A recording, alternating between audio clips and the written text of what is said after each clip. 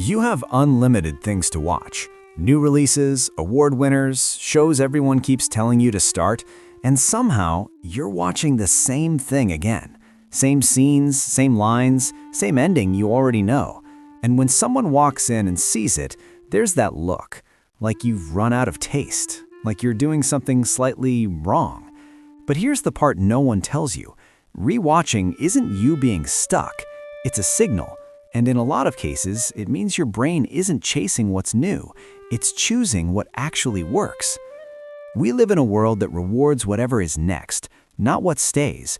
So every time you scroll past something new just to replay something old, there's a split-second thought, I should probably watch something else. But you don't, because starting something new feels like effort, and going back feels like relief. Not excitement, not curiosity, relief. And that's the part people don't understand. Your brain isn't trying to be entertained, it's trying to regulate something. And when you keep returning to the same story, it's not random, it's specific. There are 4 types of people who rewatch. You're not doing this for one reason, you're doing it for your reason. Type 1, the sanctuary builder. Your life isn't quiet. Even when nothing is happening, something is. A conversation replaying, a decision you haven't made, a pressure that doesn't turn off. So when you press play, you're not choosing a show, you're choosing a state. Something with no surprises, no tension you didn't agree to, no emotional spikes you have to prepare for.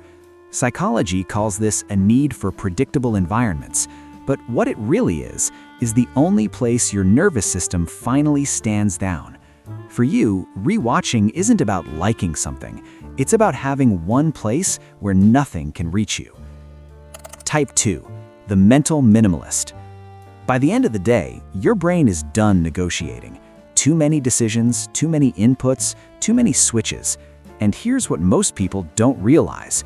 New content isn't passive, it's construction. New faces to map, new rules to learn, new patterns to track. Your brain has to build understanding in real time. So instead, you remove the load. You go back to something where nothing needs to be figured out. This is cognitive offloading. But in real terms, you're choosing something that asks nothing from you. Not because you can't handle more, because you've already handled enough. Type 3, the timekeeper. Some stories don't stay on the screen. They attach themselves to your life. You don't just remember what happened in them, you remember who you were when they happened to you. And when you press play again, it's not the story that hits you, it's the version of you that comes back with it. Same scenes, different life. Psychology calls this autobiographical memory, but what it really is opening a moment that time already closed. That's why it still feels something, not because it's emotional, but because it's yours. Type 4. The architect. You don't rewatch for comfort, you rewatch for clarity. You finish something, and instead of moving on, you go back and start noticing. The line that wasn't random, the silence that meant something, the detail that was placed there on purpose. Now that you know the ending, everything becomes intentional. Your brain isn't consuming the story anymore, it's decoding it. This is top-down processing. But in practice, you're turning a story into a system you can fully understand.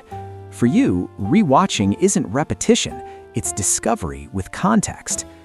Most people think progress looks like moving on, new show, new story, new thing. But when that only makes sense if your goal is quantity. Because when your goal is alignment, you don't chase what's next, you return to what works. The sanctuary builder stabilizes their state. The mental minimalist reduces unnecessary load. The timekeeper reconnects with meaning. The architect deepens understanding. This isn't about doing more. It's about knowing what actually gives you something back and choosing it on purpose. So the next time someone sees you watching the same thing again and doesn't get it, you won't try to explain it. Because from the outside, it looks like repetition. But from the inside, it's regulation, memory, or understanding. Same show, different reason. So which one are you? The sanctuary builder, the mental minimalist, the timekeeper, or the architect? And the thing you keep going back to? Is it really just a show, or is it the only place that still feels like you?